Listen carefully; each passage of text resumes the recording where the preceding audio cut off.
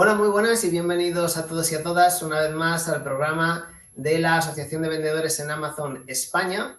Hoy traemos un programa especial, no es como tal como sobre Amazon, pero es sobre Chat Center y su fundador, Gonzalo Báez. Muy buenas, Gonzalo. Hola Víctor, ¿qué tal? Encantado de invitarme a esta reunión, a esta entrevista. Un placer tenerte aquí con nosotros. Y como decía, el objetivo un poco también eh, de este programa es conocer también algo más que hay detrás de las empresas que están dentro del ecosistema Amazon o el ecosistema e-commerce, que sois software, que sois SaaS, que sois algún tipo de plataforma tecnológica. Y ya no solo siempre estar hablando de cuál es la herramienta, para qué sirve, cómo funciona, sino conocer cómo surgen estas ideas y cómo pues, se desarrollan estas startups, que no sé si es correcto llamar como tal startup. Gonzalo, si te parece, comenzamos un poco con una presentación tuya, coméntanos y ya vamos directamente al tema que nos concierne hoy. ¿Cómo no, Víctor? Bueno, mi nombre es Gonzalo Báez Beglia. Como notáis en mi acento, soy argentino, aunque vivo en Barcelona ya hace 5 años. De todas maneras, he vivido en España varias veces en mi vida. Eh, y tengo 46 años, dos hijos. eh, Así que bueno, eso es un poco sobre mi vida personal. Desde el punto de vista profesional, eh, me he dedicado durante los últimos, bueno, 26 años al mundo del e-commerce. Empecé muy joven, a los 20 años, en una compañía que se llamaba derremate.com latinoamericana, que en su momento fue como el Amazon latinoamericano. Y ahí empezó mi carrera en el mundo del e-commerce y conociendo todo este apasionante mundo, aunque yo ya desde la universidad me quería meter en este mundo de Internet y digital. Estamos hablando del año 2000, ¿no? Eh, Así que bueno, trabajé hasta mis 30 años en corporaciones. La primera, como dije, fue de remate.com. Luego aquí en España trabajé para eBay. Y de esa manera fui conociendo el mundo del e-commerce y ganando experiencia. Entonces, a los 30 años decidí emprender y lancé una agencia de marketing especialista para e-commerce, de marketing digital especialista para e-commerce, que bueno, tuve la suerte de poder venderla en el año 2017 y en el año 2019 lancé Chat Center, así que bueno, ya hace 6 años que estamos desarrollando esta compañía. Ya me salen muchas preguntas para ir haciendo adicionales. A mí hay una cosa que es más a título personal, me sorprende, o voy viendo como patrones sobre el tipo de persona que acaba comenzando su carrera profesional o su carrera laboral en grandes empresas. Por ejemplo, tú has dicho que has comenzado en remates.com, que es el Amazon o era el Amazon en aquella época en Argentina, luego pasas a eBay, y al menos desde aquí, desde España, muchas veces también lo que se ve es que mucha gente joven pues empieza con las carreras de marketing digital, ¿no? O con periodismo, etcétera, pero acaban, por decirlo así, en agencias normales, en compañías normales, etcétera. ¿Cómo influye Sí. esa formación académica? ¿Cómo influye, o qué influye, mejor dicho, para que tú empieces tu carrera profesional en una gran empresa? Porque, entre comillas, todo el mundo hace una carrera universitaria o hace un máster y ya lo que haces es echar currículums, ¿no? Para intentar para poder entrar en una empresa o en otra. ¿Qué diferencias puede haber entre gente como tú? Pues que igual que yo he visto aquí gente que a lo mejor ha estudiado en Holanda y de repente el primer trabajo es en el BBVA o es en X empresa, en Accenture. Sí. ¿Qué le puedes decir un poco a la gente joven que nos esté escuchando que dice, oye, yo querría empezar en una gran empresa, no quiero estar en una pequeña empresa por el motivo que sea? Eh, a ver, mira, Víctor, desde mi punto de vista, Uh -huh. lo más importante es hacer lo que a uno le gusta.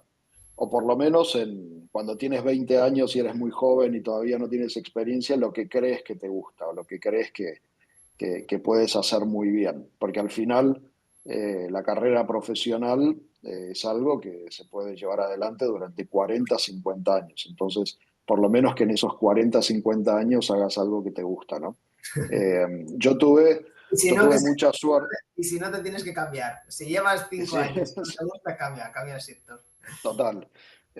Yo la verdad que me considero un afortunado y tuve mucha suerte bueno, a los 20 años ingresar a una compañía que en ese momento, bueno, tenía inversores muy grandes, ¿no? De bancos y tal, porque justamente estaban lanzando el Amazon latinoamericano, entonces rápidamente se convirtió en una compañía muy, muy grande. Y digo que tuve suerte porque yo ya desde la universidad decía, bueno, yo quiero entrar a este mundo de Internet, quiero meterme en esto porque me gusta todo el tema de las nuevas industrias y tal, y además le veía mucho futuro. Entonces, considero que fui muy, muy afortunado de poder tener ese primer trabajo en derremate.com, pero también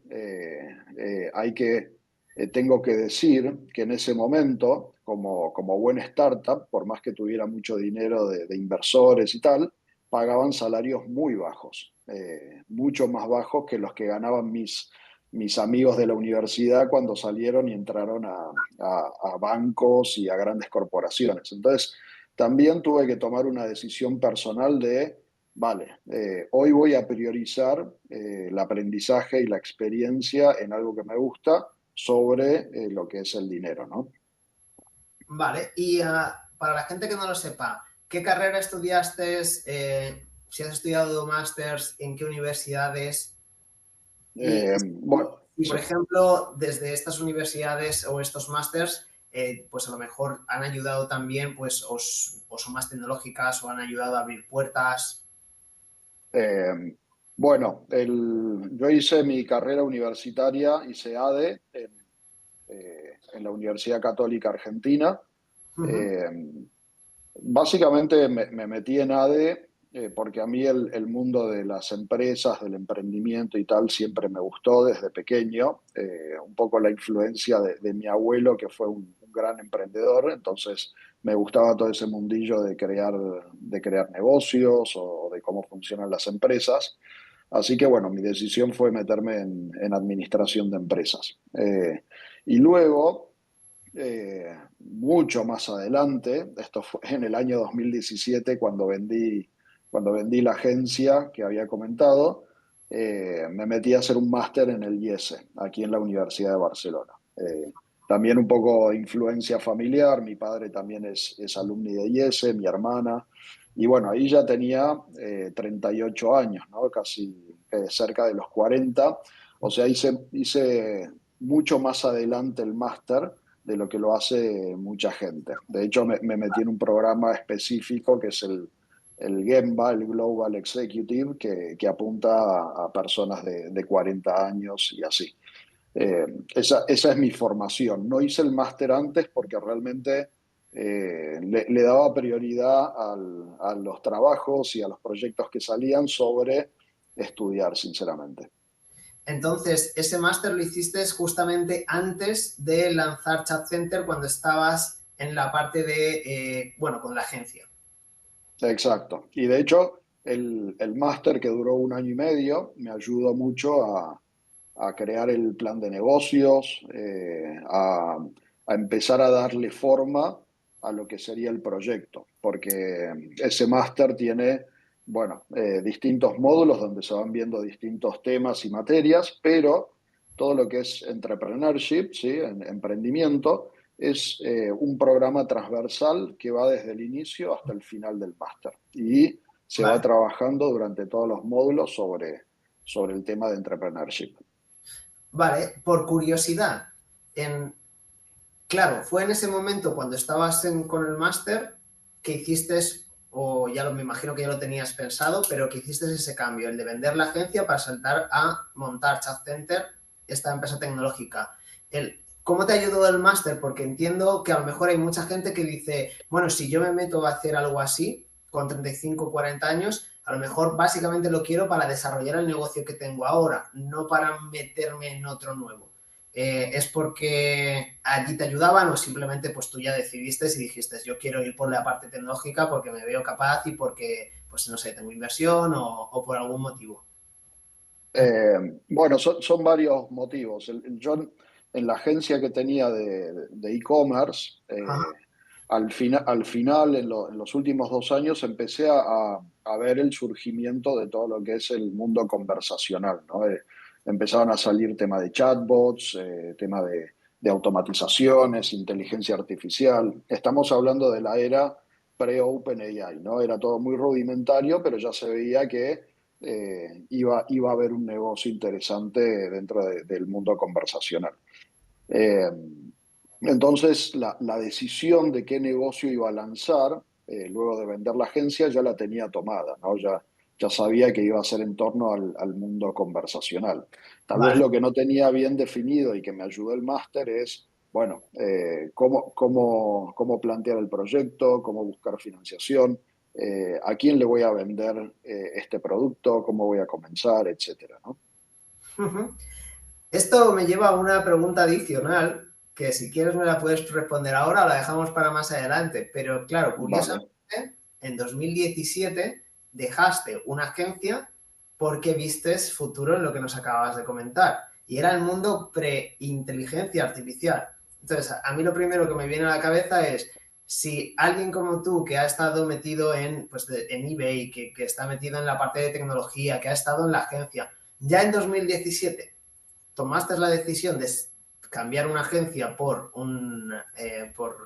este tipo de empresa, ahora que estamos en en la época post-inteligencia artificial, ¿qué le podrías tú aconsejar a una agencia que hiciese? ¿Cómo se, a lo mejor, no sé si va a tener que cambiar mucho los procesos con todo este tema de inteligencia artificial? Porque al menos así, por darte también un poco más de tiempo para que pienses, como yo me dedico a la parte de inteligencia artificial, una de las cosas que se Vale. está viendo es que toda la parte de contenido, el coste va a ir a cero.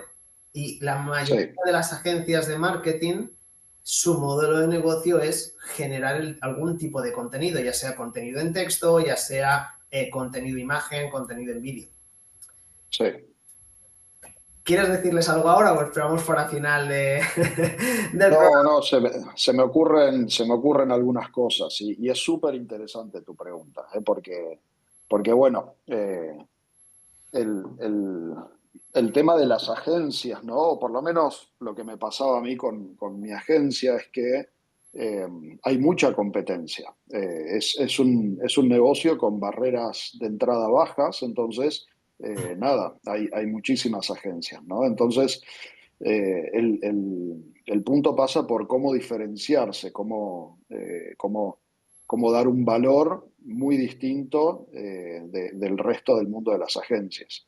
Y yo creo que hoy en el mundo de la inteligencia artificial, eh, las agencias tradicionalmente ganan por una cuestión de conocimiento, ¿no? El gran diferencial que puede tener una agencia es convertirse en expertos en determinado tema.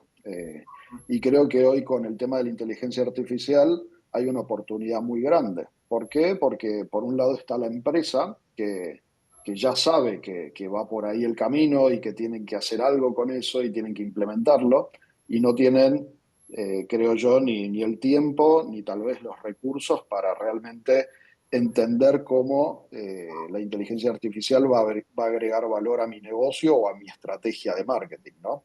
Y la agencia sí que puede tener ese tiempo y esos recursos para profundizar y realmente poder aplicar inteligencia artificial a la estrategia de marketing de una empresa. Entonces, desde mi punto de vista, creo que tienen que ponerse a tope, a entender en profundidad y sobre todo a generar casos de éxito de aplicación de distintos modelos de inteligencia artificial a lo que es marketing, ¿no? Porque hoy no es solo contenido, sino también Hay plataformas que te permiten hacer outreach, hay plataformas que te permiten crear imagen, hay muchas cosas, ¿no? que podemos empezar a implementar.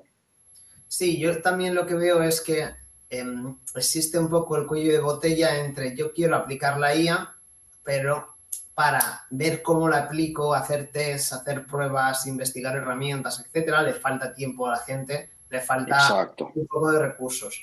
De hecho, lo que estamos pensando desde la asociación es crear como un laboratorio de IA donde pues las empresas puedan pagar una cuota mensual desde la asociación, dedicar a una persona a ir testeando, haciendo pruebas, etcétera, y luego obviamente compartir todo ese conocimiento. Porque también lo que he visto, y esto a nivel propio con la startup nuestra, es que hay muchísima diferencia, hay un gap muy grande entre lo que la gente considera inteligencia artificial y lo que puedes trastear con ChatGPT a cómo realmente luego una agencia o una empresa, un e-commerce, etcétera, cómo luego lo puede aplicar.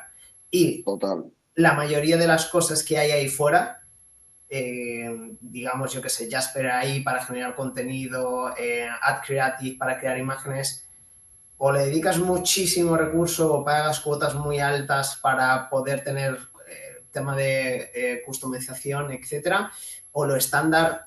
Bueno, puedes hacer apaños, obviamente, puedes hacerte tu Google Sheet junto con OpenAI y ir generando algo de contenido, pero al final no son soluciones 100% que acaban ayudando a una empresa. Y luego, bueno, vosotros sabéis particularidades. Si eres una multinacional, es que a lo mejor el problema no es la IA, el problema es temas legales, cómo implementar Total.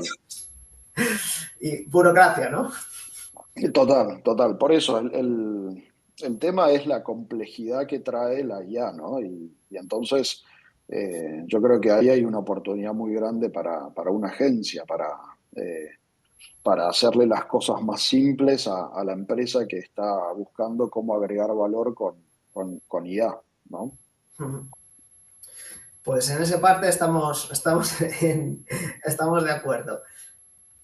Gonzalo, vamos a pasar a hablar de cómo lanzasteis Chat Center. Ya hemos un poco conocido por dónde surgió la idea, en cómo utilizaste, bueno, pues los conocimientos que te venían por la parte del máster, pues para ir presentando bueno, pues solucionando todos esos problemas que uno piensa que puede tener a la hora de los lanzamientos, etcétera. ¿Cuál fue el mayor problema que tuvisteis o el mayor reto al que te enfrentasteis a la hora de hacer el lanzamiento? El decir, ya ahora lo pongo en marcha. Eh, a ver, el primer problema con el cual nos encontramos, que creo que es el que se encuentran muchos startups, es empezar a generar clientes que te paguen, ¿no? Porque una cosa es generar clientes a los cuales le dices, mira, tengo un producto, quieres probarlo y tal, y no me pagas nada, solamente me dices qué te parece. Eso es una cosa, pero otra cosa es que abran la billetera y te empiecen a pagar. Entonces, bueno, ahí ese fue el primer reto que tuvimos, ¿no? Que bueno, por suerte nosotros, de alguna manera en la estrategia de salida del startup, porque de alguna manera este startup fue un bootstrapping, lo que se llama, que básicamente es no buscar inversión al inicio, ¿sí? Sino, como dice la palabra bootstrapping, es subir la montaña con tus propias botas, o sea, ponerte al hombro todo y ir para adelante. Y una buena decisión que tomamos es decir, vale, nosotros vamos a ir desarrollando nuestra plataforma tecnológica, pero vamos a comenzar trabajando como una compañía de servicios, ¿sí? Entonces, el primer servicio que salimos a ofrecer fue la venta por WhatsApp.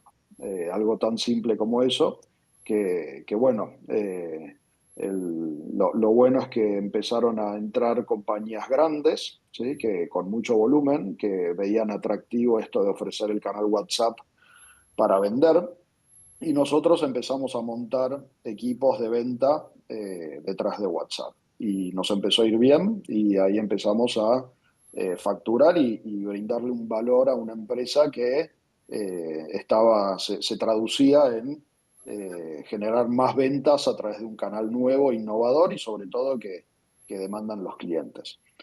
Eso nos permitió generar ese revenue inicial tan necesario para ir construyendo nuestro equipo de desarrollo tecnológico y que puedan ir avanzando con la construcción de nuestra plataforma.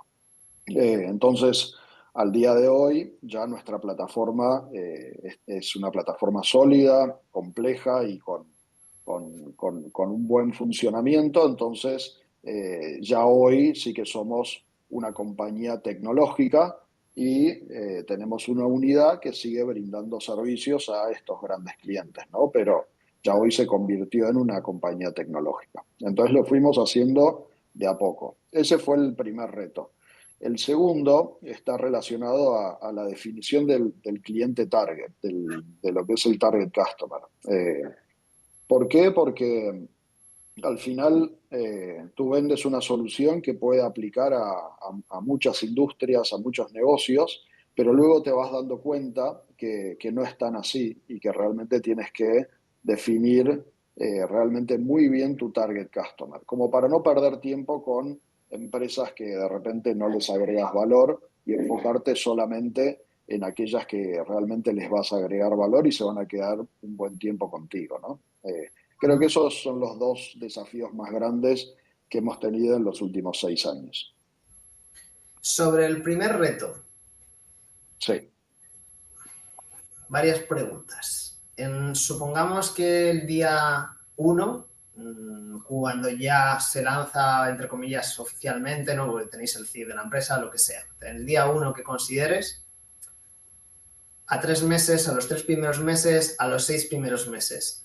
Cuando vosotros empezasteis ese proceso de venta, entiendo que también estabais desarrollando algo del proyecto o lo vendisteis sobre papel y en base a conseguir esos primeros clientes ya empezabais a desarrollar. Porque esto también lo he visto No, mucho en Estados Unidos, ¿no? Es mucho de, sí, tengo la idea, empiezo a vender la idea, consigo venderla y ahora me pongo a desarrollarla y a entregarla. vamos a desarrollar. Sí. Es una buena pregunta, pues mira, lo que hicimos es, nosotros desde el momento cero empezamos a desarrollar nuestra plataforma, ¿sí? Pero Vale. claro, el desarrollo de una plataforma toma su tiempo, ¿no? Es, por lo menos 3 meses para tener algo simple y básico, ¿no? Entonces lo que hicimos fue trabajar sobre otra plataforma del mercado bueno, que había en ese momento Uh-huh. para poder brindar el servicio de venta a través de WhatsApp. Vale. Entonces, eso nos generó como dos puntos de valor, ¿no? Uno, que nos permitió ganar clientes desde el lado del servicio y empezar a generar una facturación. Y dos, poder ver de primera mano de una inmersión en una plataforma que ya estaba en funcionamiento, ¿no? Como para luego retroalimentar a nuestra área de desarrollo. ¿Y cuánta gente empezasteis o cuántos socios sois en Chat Center? Porque me vale simplemente un poco para que la gente tenga la idea de, vale, empezasteis a desarrollar, empezasteis con financiación propia, pero lo que la gente tiene que saber es que cuando tú empiezas esta startup, aunque sea financiación propia o externa, los sueldos hay que pagarlos, los costes hay que pagarlos, ¿no? Sí, Entonces, claro, no es lo mismo si un socio es programador y dice, bueno, como vamos a lanzar este proyecto y además de poner pasta, pues voy a estar 6 meses sin cobrar, o si tuvisteis que contratar a 6 personas o a 2 personas para comenzar, ¿no? O sea, un poco por entender esta sí, estructura, porque también muchas veces la gente tiene la sensación de decir, yo quiero montar una gran empresa, quiero montar una startup o quiero montar un gran negocio, quiero facturar mis millones, ¿no? Mi millón, 2 millones, mis 5 millones y piensan hacerlo solos. claro. Y luego, si quieres, hablamos un poco de esto, de si realmente hasta qué punto es viable ser el 100% dueño de una compañía y generar 10 millones de euros de revenue tú solito. Pero bueno, eso ya pocas creo que hay de esas, pero bueno. Sí, yo eso lo veo como muy complejo, ¿no? Que no significa que no suceda, pero bueno, Tienes casos así en el mundo como Mark Zuckerberg, que todavía tiene el control de Facebook. Tiene socios, pero él controla absolutamente todo. Pero son casos como muy, digamos...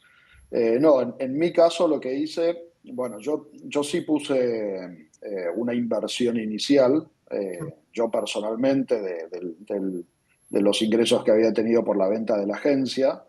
Eh, Más que nada como para empezar a pagar un costo de estructura mínimo, ¿no? Que era, bueno, de un desarrollador, una persona que me acompañaba en marketing y ventas y tal. Pero lo que creo que fue como lo más importante que se hizo es asociarme, ¿sí? Nosotros originalmente somos cuatro fundadores. Vale. Una compañera del máster, que la conocí cuando hice el máster y bueno, conectamos mucho desde el lado profesional e intelectual, ¿no?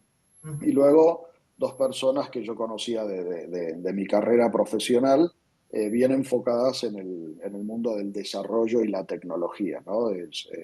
Que bueno, que hoy trabajan en la compañía y llevan adelante toda la parte de producto y desarrollo tecnológico. Ujú. Entonces el acuerdo en ese momento fue, bueno, Gonzalo pone la inversión inicial y un determinado dinero, eh, y también su tiempo, porque yo me encargaba y todavía me encargo de lo que es ventas y marketing, y los otros tres no ponían dinero, pero iban a poner su tiempo, ¿sí? Y entonces lo que dijimos es, vale, la inversión de ellos va a ser un año de su tiempo sin cobrar dinero, sino invirtiéndolo en la compañía. Así es como empezó todo, digamos. Entonces, de esa manera, por lo menos yo me estaba asegurando tener una base, como un equipo gerencial muy sólido con mucho seniority, ¿no? Porque eran todas personas que ya tenían años en la industria y realmente mucho conocimiento.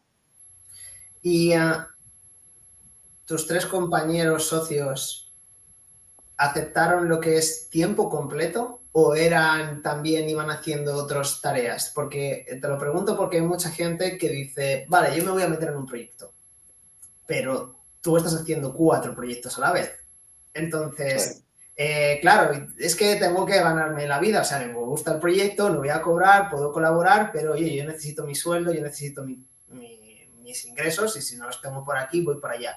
Claro, y el foco lo divides.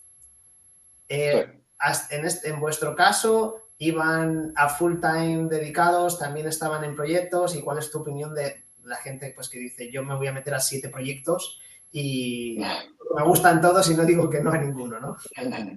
En mi caso era full time, ¿sí? Era dedicación full time durante un año sin cobrar. Entonces, bueno, claro, también es importante de repente tener algunos ahorros para poder Sí, vivir sí. un año sin ingresos, ¿no? Pero sí, el acuerdo fue full time, dedicación completa durante un año. ¿Y por qué para mí es importante ese acuerdo? Porque no creo en los emprendedores part-time. Es como que... eh, y de hecho, justamente tuve en mi primera experiencia en Derremate, uno de los fundadores de la empresa, que es un tío brillante, en un momento, en una conversación, dijo esto, ¿no? Dijo, la verdad que yo nunca vi un emprendedor part-time. Y en ese momento me llamó mucho la atención lo que dijo, porque claro, en ese momento a mis 20 años y con toda la energía, yo decía, claro, sí, puedo emprender por un lado y tener otra cosa por otro y tal. Y más adelante entendí que un emprendimiento es casi como tener un hijo, ¿no? Es como la energía y la dedicación que le tienes que poner para que funcione es muy, muy, muy grande y muy intensa. Entonces, por lo menos lo que yo creo es que no puedes tener varias cosas en paralelo porque se te drena la energía. Como decimos en mi país, el que mucho abarca, poco aprieta, ¿no? Entonces, eh, para mí, en un emprendimiento hay que apretar mucho porque es muy exigente si realmente tú quieres llegar a esos 10 millones de dólares de facturación. Pues como punto clave destacar esta parte, porque muchas veces la gente quiere meterse en muchos proyectos, quiere o pregunta, ¿y por qué a mí no me está funcionando? ¿Y por qué a ti sí? Etcétera. Pues mira, se puede conseguir el tener compañeros de viaje o compañeras de viaje en el que pues todos estéis dedicados al 100% en un solo proyecto y ya está. Obviamente es como has dicho, tú tienes que, antes de meterte ahí, tienes que tener tu colchón y tu Claro, seguridad para poder estar haciendo esto y que no tengas que a los 3 meses decir, oye, es que yo pensaba que íbamos a ser rentables mucho antes y que iba a cobrar. Entonces, me parece muy bien. La otra pregunta que tengo como última de este primer reto que has comentado es la pregunta que se está haciendo todo el mundo, que es, Gonzalo nos acaba de decir que empieza la startup, empieza el negocio y consigue clientes grandes. ¿Cómo se llega a clientes grandes? ¿Cómo se llegan a, no sé si serían multinacionales, etcétera? Porque es la pega que tiene todo el mundo. Y esas agencias están locas todas por intentar llegar a las marcas más grandes, a las empresas más grandes, o ya sean e-commerce, quieren entrar en los sitios más grandes, ¿no? Quieren entrar en el Corte Inglés, todo el mundo quiere llegar ahí. ¿Cómo lo sí. hicisteis? Eres muy buen entrevistador, Víctor, ¿eh? Haces preguntas así. Eh, pero sí, es verdad, es verdad. Eso es otra cuestión que donde tuvimos, yo creo que suerte y bueno, también le hemos puesto esfuerzo de nuestro lado. Desde mi punto de vista, de vuelta, la clave pasa por crear una marca personal, ¿sí? Es la famosa marca personal que hoy todo el mundo está persiguiendo, ¿no?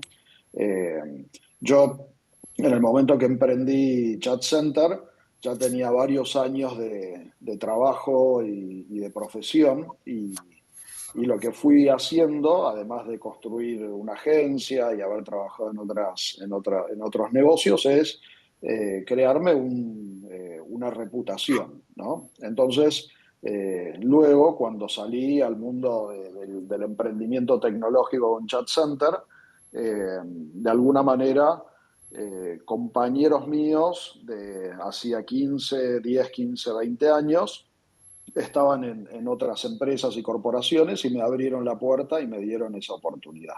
Eso fue lo que sucedió en mi caso y realmente fue una oportunidad a nivel personal para Gonzalo Báez que viene a ofrecernos este servicio, ¿no? Entonces, la recomendación aquí sería, ya tanto si tienes 2 años, 5 años, 10 o 20 años de carrera, es entender que la reputación personal, ¿sí? La manera en la que te has manejado en todos los años de carrera profesional, luego se convierte en un activo, ¿sí? Siempre que tú has hecho las cosas bien, termina siendo un activo. ¿Por qué? Porque las personas te van a abrir la puerta.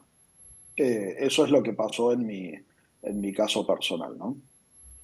O sea, podríamos decir que la marca personal es la base del networking y luego cuando la gente se vuelve loca con ¿y cómo hago networking? ¿Y dónde voy? ¿Y cómo lo hago? Etcétera, lo único que hay que hacer es simplemente pues relacionarte con la gente. Estate menos Sí, tiempo con el WhatsApp. A ver, que no vamos a criticar a nuestros amigos no emprendedores, pero un poco menos de tiempo con el WhatsApp, con conversaciones chorras, un poco menos de TikTok, un poco menos de tal, y oye, sal a comer, sal a cenar, por ahí exacto. o a tener unas charlas de negocio. Y no siempre con el Claro, objetivo de, oye, yo quedo contigo, Gonzalo, para intentar venderte algo. O sea, la gente tiene que entender también que debes de conectar un poco y hablar no solo con el objetivo de venderte, porque es que al final, si no, es un poco, es que no funciona. sí. Además, se te ve venir, ¿no? Se te ve venir y es muy plasta, no generas ningún tipo de Sí. conexión, de ningún Eh, tipo. ex- Exactamente. De hecho, hoy en día en todas nuestras reuniones de venta, cuando tenemos oportunidades y nos dan la posibilidad de ir y presentarles Chat Center, en los primeros 10 minutos aclaramos que esa primera reunión es realmente para ver si hay algún punto donde podamos agregar valor. Y que si no lo hay, finalmente será una oportunidad de conocer a alguien nuevo, una empresa nueva, pero les diremos claramente, mira, en esto no te podemos ayudar. Exactamente, estoy completamente de acuerdo contigo. Cuando vas muy a saco con el tema de la venta, al final terminas asustando a la otra persona, ¿no? Antes de seguir con temas de Chat Center y del crecimiento, voy a meter una pregunta extra. Sí. Que es, no sé cuándo sería, en qué época, pero también la gente se estará preguntando cómo está montando una agencia haciendo un máster con 2 hijos. O si los hijos no los tenías en ese momento, luego lanzando una startup con todo el estrés que eso se supone. ¿Cuándo llegaron los hijos y cómo influenciaron esto? ¿Cómo llevas esa parte familiar? Vale, pues a ver, yo la agencia la vendí antes del máster. De hecho, el máster lo pude hacer porque vendí la agencia y bueno, me generó un ingreso, ¿no? Entonces, la realidad es que mi máster lo hice de una manera muy tranquila porque en ese momento no estaba sin trabajo y estaba preparando el próximo proyecto. Mi primer hijo llegó, bueno, en el medio de la agencia, que el proyecto de la agencia duró 8 años hasta que yo la vendí. Eh, Llegó al cuarto año de lanzar la agencia, que claro, sí, te cambia un poco la vida, ¿no? Porque ya no te puedes quedar hasta las 10 de la noche en la oficina trabajando, tienes un hijo, una familia y tal. Entonces, en ese sentido hubo que ajustarse y luego, bueno, mi segundo hijo llegó durante el máster. Y eso sí, fue otro desafío porque yo hice un máster que tenía que viajar todo el tiempo a distintas ciudades en el mundo, ¿no? Cada 2 meses me iba de viaje y en uno de los viajes estuve en China, Shanghái. Entonces, eso fue un desafío desde el punto de vista de decir que el nacimiento de mi segundo hijo no caiga justo cuando estoy en la otra punta del mundo. Pero bueno, yo creo que se puede manejar todo. Familia, trabajo y estudios, ¿no? Uh-huh. Volvamos un poco a la parte de Chat Center y a la parte un Sí. poco de financiera. Una pregunta rápida sería, dijiste que no tuvisteis financiación externa, pero luego cogisteis financiación externa o seguíais todo con Sí, financiación propia. sí. No tuvimos al inicio, ¿sí? Ajá.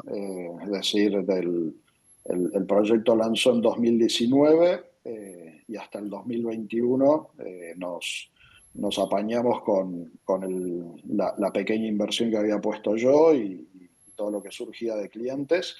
Y en 2021 sí que entraron los primeros inversores.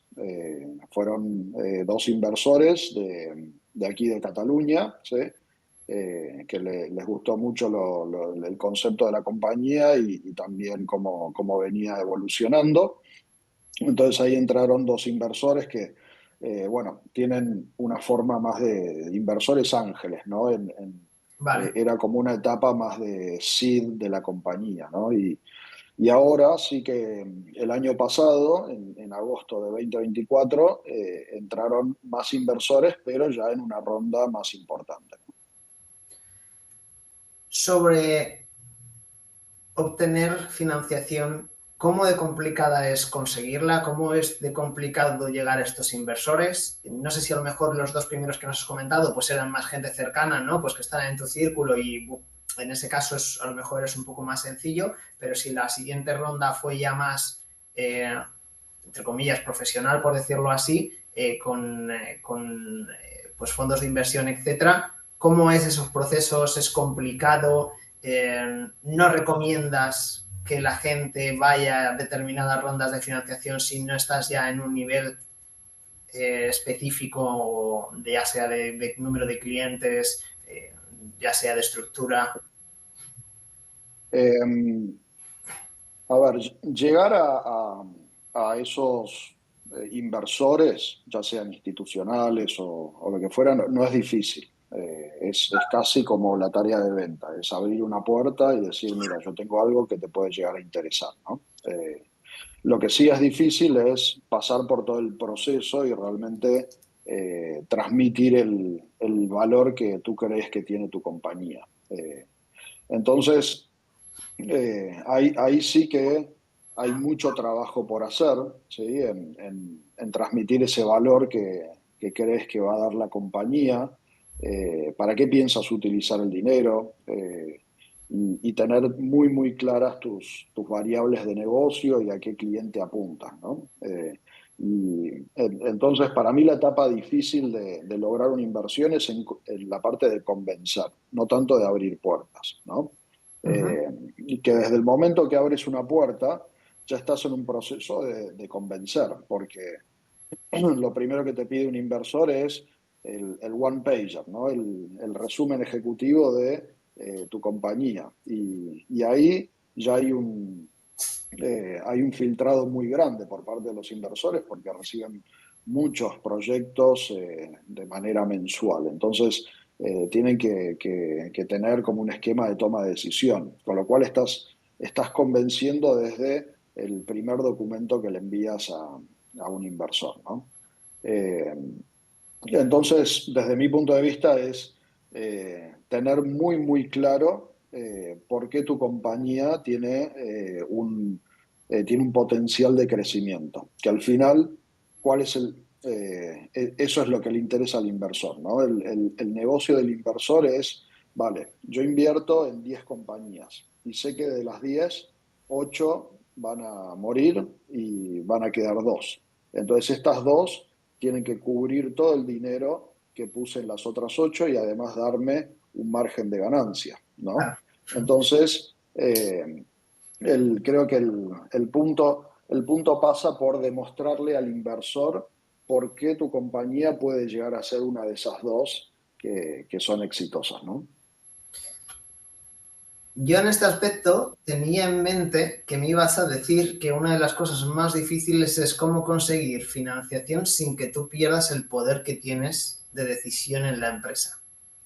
Porque entiendo que a lo mejor esto depende mucho de la cantidad que se solicite, ¿no? O del acuerdo al que se llegue, pero por un lado entiendo que los socios principales de una startup no quieren perder, son los que tienen más claro la visión, dónde llevarlo, es lo que estás vendiendo, pero no tienes que caer en el error de ceder o de vender demasiado poder de decisión por conseguir X cantidad de dinero. Sí. ¿Eso os enfrentasteis a eso vosotros o a lo mejor la ronda de financiación no estabais ofreciendo una gran cantidad de la compañía y entonces no os afectaba? No, la dilución que hemos tenido hasta ahora con las dos rondas de inversión no supera el 30%. ¿Sí? Eso por un lado. Pero por otro lado, Víctor, yo hago la siguiente reflexión, ¿no? Cuando un inversor te pone dinero en tu compañía, en realidad ese dinero lo está poniendo en la confianza que le has generado tú como emprendedor. Porque buenas ideas hay muchísimas, ¿sí? Pero luego todo se define en la ejecución de esa idea. Si la ejecución de esa idea no es buena, por más que la idea sea muy buena, ese proyecto no va a llegar a buen fin. Entonces, el inversor está invirtiendo y confiando en un emprendedor o en un equipo de emprendedores, ¿no? Entonces, por lo menos en nuestro caso, los inversores que han entrado a la compañía confían en nuestra capacidad de llevarla adelante y no quieren hacerse del control de la compañía porque es algo que a ellos mismos no les conviene, ¿no? Bueno, nosotros tenemos a Gonzalo y 3 personas más que consideramos que son capaces de llevar adelante esto y si lo quiero hacer yo, no tendré el tiempo ni la energía para llevarlo adelante. Entonces, nada, yo en definitiva lo que quiero decir es, si se cruzan con un inversor que le importa quitarles el control de la compañía, mejor tal vez dejar pasar esa oportunidad. Genial, Gonzalo. Pues estamos llegando ya al final de la entrevista. No sé si tendrías algún punto adicional que quieras comentar, algún consejo que quieras dar a alguien que esté pensando en lanzar o en vender. su compañía. Bueno, con respecto a lo que es lanzar, mi forma de ver el mundo del emprendimiento, de los startups, es que hay que empezar con lo que, bueno, con la estrategia que llevé adelante yo con Chat Center y con la agencia que tenía antes, que fue el bootstrapping, ¿no? El empezar de cero, de algo muy básico, como para comprobar si realmente hay un valor que puedo aportarle a empresas o clientes, personas físicas, etcétera. Y empezar por lo menos comprobando eh, ese valor que yo creo que puedo generar en el mercado. Eh, y más adelante empezará la búsqueda de inversores, ¿no? Yo creo que si uno busca inversión desde el inicio, primero que asume un compromiso muy grande con una persona o una empresa que te pone dinero, y segundo, pierde mucho equity de la compañía, porque claro, en el inicio la compañía vale cero. Entonces, eh, el consejo que puedo dejar aquí es decir, bueno, voy a esforzarme por demostrar que hay un valor en esta idea que tengo y empezar a trabajar y empezar a buscar esos clientes que van a comprobar si efectivamente hay un valor. Y una vez que hay clientes, ahí sí empezar a pensar en, bueno, ahora cómo estructuro esta compañía y cómo empiezo a buscar inversores y todo lo que necesito para crecer, ¿no? Ese sería el consejo que dejaría. Perfecto, Gonzalo. Pues ha sido un placer hablar contigo, entrevistarte y seguimos nosotros en contacto. Y para quien quiera la asociación o a cualquier empresario que te quiera contactar, entiendo que por LinkedIn te pueden encontrar, ¿verdad? Como González Baez. Sí, Gonzalo Baez Beglia, me encuentran en LinkedIn. Mi correo electrónico es gonzalo@chatcenter.net. Chatcenter.net es mi compañía actual y nada, nos dedicamos a WhatsApp Commerce, es decir, a implementar el WhatsApp como canal de ventas. Así que cualquier cuestión que quieran saber sobre eso, bienvenido sea, me pueden escribir por LinkedIn o directo a mi mail. Genial, pues un placer y muchas gracias, Gonzalo, por tu tiempo. Un saludo. Muchas gracias a ti, Víctor. Adiós. Espera, no cierres.